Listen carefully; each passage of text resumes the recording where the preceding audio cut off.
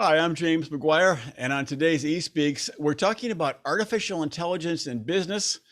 We'll take a look at the process of building out an AI team, which can be a very challenging thing to do. To discuss that, I'm joined by a major expert in the topic. With me is Kat Posey, Senior Technology Director, Machine Learning at Capital One. Kat, thanks for joining us today. Thank you so much for having me. I'm really excited about this conversation. Great. And so how has your week been this week? I mean, has it been a terrible week, a great week? Are you just glad it's Friday, or what is the world according to Kat Posey today? Is it Friday? I think it is. They tell me it's. I looked at the calendar. I think It you're said right. Friday. It is Friday. It's been a fast-paced week, so I'm grateful for to end the week on such a high note. Mhm. So I'm excited about that. And also, it's sunny. I'm here in New York, and it's actually sunny today, whereas middle of the week was rather gray, and I was not quite ready for the reality of fall. So I'm glad I we're love back. I love it when the sun comes out. So, all right, let's take a look at the AI market. I mean, where are companies these days with AI deployments as you see it? I mean, I read this one statistic that said only 4% of companies have successfully deployed AI. I mean, it's confusing, it's expensive. Why is it so challenging? Or is it better than that out there? What is your sense of things?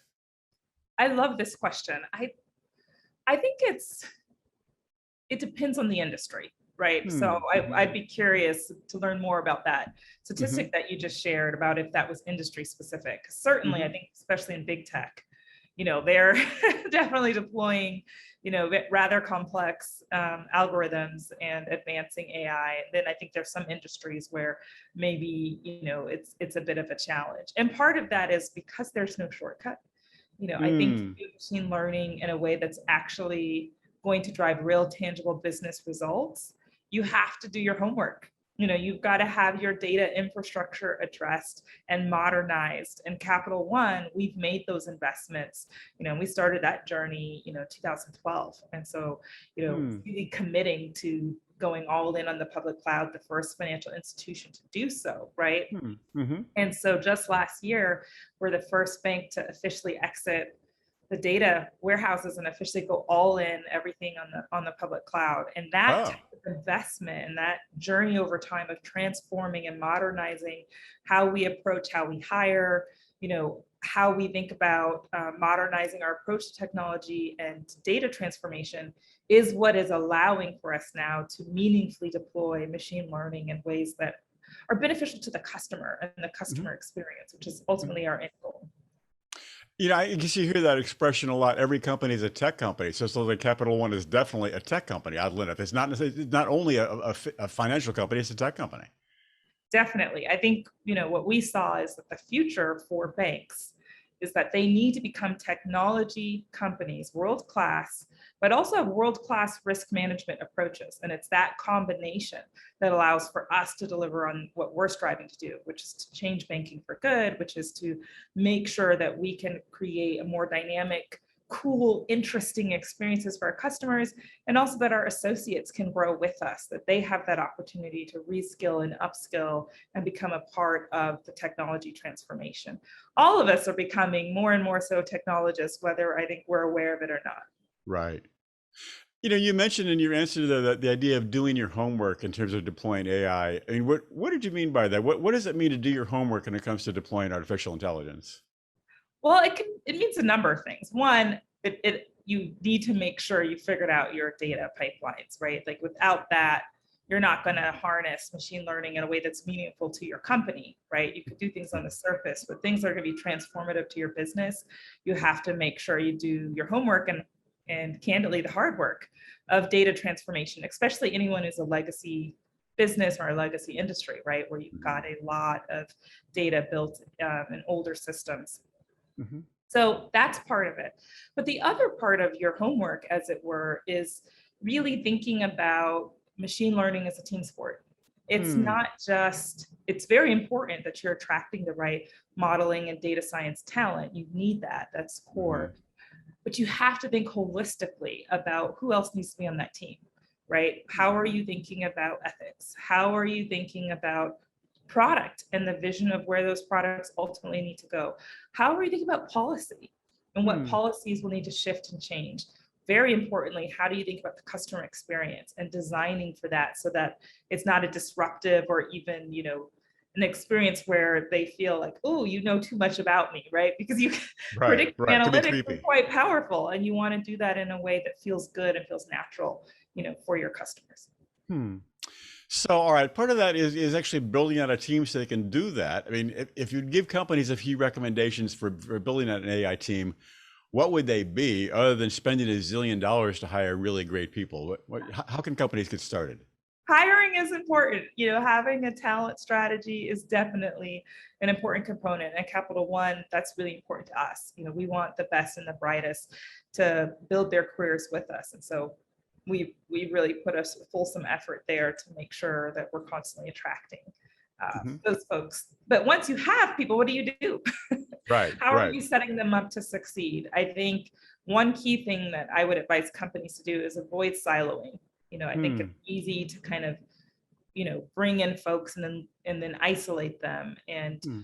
I'm on the leadership team for the Center for Machine Learning here at Capital One. And I think that's one model that certainly works, a center of excellence.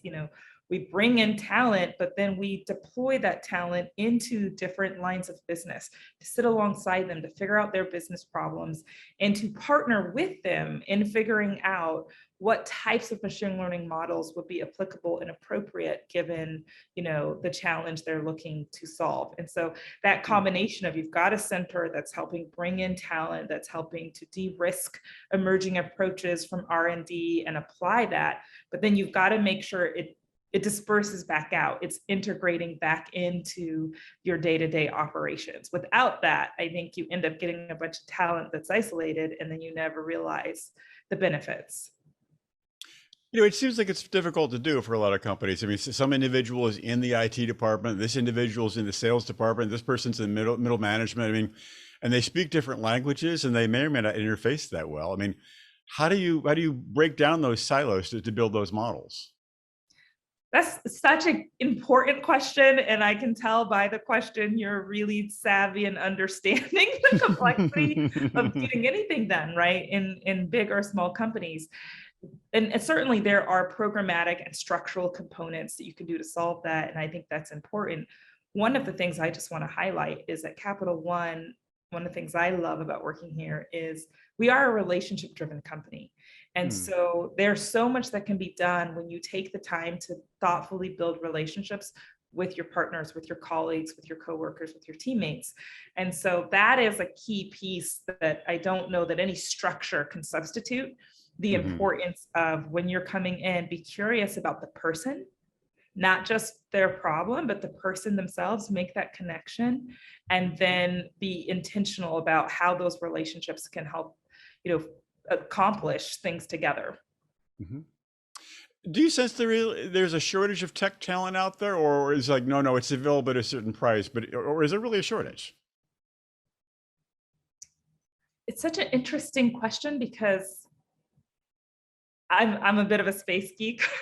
Oh, So I okay. love Yes. I love the idea that the universe is constantly expanding.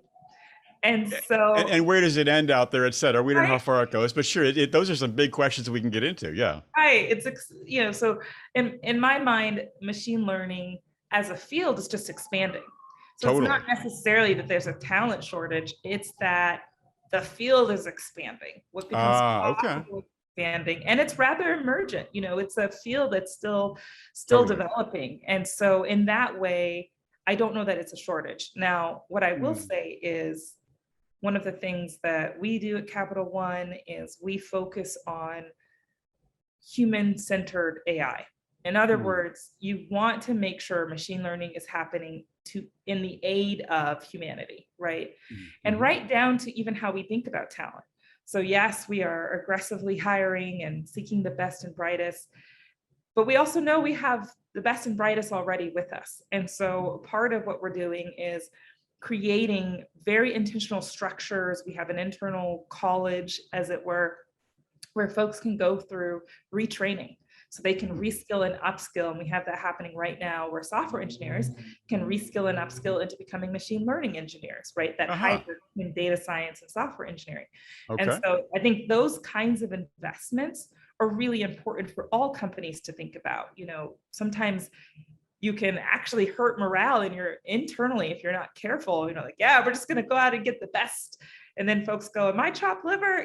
Right, So right. You got to pay attention to the in-house people. Yep. yes, you want to bring everybody along. And we have such brilliant, bright minds already here that we're also putting a real effort behind allowing people to grow and transform their careers with us and with our company. Hmm. Well, let's look at some of the projects that Capital One's AI ML team is actually working on. What are some cool things you're in the middle of? Okay, so one of the things that I just want to talk about for a minute, because I think Okay. it really shows the depth and breadth of our ambition, as it Hmm. were, Okay. when it comes to machine learning, is you may have heard about our intelligent assistant. I So have not heard of that. Please tell me. so it's a first in industry. We're the first in industry in 2017 to create an intelligent assistant in our mobile app, where Okay. it will help you with questions, with making certain decisions, fraud detection, et cetera. And so Okay. we built this. But what I'm excited about is the how behind it, because Hmm. we have, out there in the world, there are natural language models that you can Hmm. use that are third Right. party developed. But we were not satisfied with that. So we built our own natural language processing model. Oh, okay. Yeah, our machine That's learning that's engineers, noteworthy. Yeah. data scientists actually teamed up. So again, back to that collaboration and those relationships, they teamed up with customer service representatives and customers. And so Hmm. we trained it on hundreds of thousands of conversations, building that rich layered language model. And all of Hmm. that work really helped us, because when COVID hit, as you might imagine, customer needs changed, requirements changed. Right. We saw shifts in customer behavior. And so because we had invested in our own model, we're able to quickly adapt and change and update that to meet the needs of customers. So I think Hmm. that just shows the scale of our ambition Hmm. when it Wow. comes to, really going after building large language models. Well, I would assume that that particular project will never really end. I mean, it must be still evolving and will continue to evolve. I guess that's the thing about AI models, like they keep learning and growing. So it's not a done project. It's always an evolving project, correct? Or not? Yes, very much. And you're so spot on, James, because you have to have that agile mindset and that mindset of, I would think of almost evolutionary mindset, in order to exist in this space at all. Hmm. Well, let's take a look at the future. If you dare look 3 to 5 years out or so, I mean, what is the role of the data scientists and the machine learning teams? I mean, how are they evolving, and what does the future look like to you? I love thinking about the future. I wonder if it will be a combination of convergence and divergence. So Hmm. by that, I mean, take the center of excellence model that I was sharing earlier. Right. We've attracted a bunch of talent and we partner. But actually, what we're now starting to do is have more of those folks go directly into the lines of business. And the lines of businesses themselves are starting to think about how they're building some of that capacity there, right? And so then our center evolves to even more into research and development, going even further into cutting edge, trends and applications and de-risking that. And so there's that kind of divergence where you're going to see more and more different parts of the business starting to get comfortable with what it takes to innovate with machine learning in a way that's responsible and thoughtful and actually truly beneficial to the business. And Hmm. then the convergence that I think we're seeing in a way is around, when you're in the room and you're trying to solve a problem, sometimes the way technology breaks down is like, well, we're going to go figure out the problem and then come get the technologist, right? Right. Right. And the truth is, the creativity, the optionality that ML brings requires more and more so for folks who maybe were more in that SME role to converge into more senior leadership, right? Hmm. Have more of a say when we're doing the creative thinking around all of the possibilities and even the strategic business challenges. And so in that way, I think there's sort of a shift in role where it's going higher and higher. So it's you, if I'm understanding you correctly, the subject matter experts are talking more closely to the C-suite folks. Is that the point there? Yes. Yes. That sometimes could be easier said than done, but I like the sound of that. Uh, and Kat, at any rate, I think anything else you want to add about the future of AI and ML? My hope is that, you know, it's human centered. I just love that about our mission here at Capital One, how we think Hmm. about it. And, as we can see in the world, we we need that. We need more humanity in everything, but certainly in technology that is this disruptive and this Hmm. powerful. And also that it's done responsibly. That's really important to us. We have a whole, you know, group that works across all different lines of business, tech, design, that's all about responsible AI. And how Hmm. are we thinking about how ensuring that we are doing this in a responsible way, in an ethical way, in a way that's thoughtful about impacts. And so I hope that becomes an industry standard for all technology to really think about how we can do this in a way that's centered on humanity and a way that's responsible. Hmm. That's interesting and very important. Kat, I think you said it. I definitely learned a lot. Thank you for sharing your expertise today. Thank you very much. Thank you for the opportunity. It was so nice to hang out with you on a Friday. Have a good weekend. You too.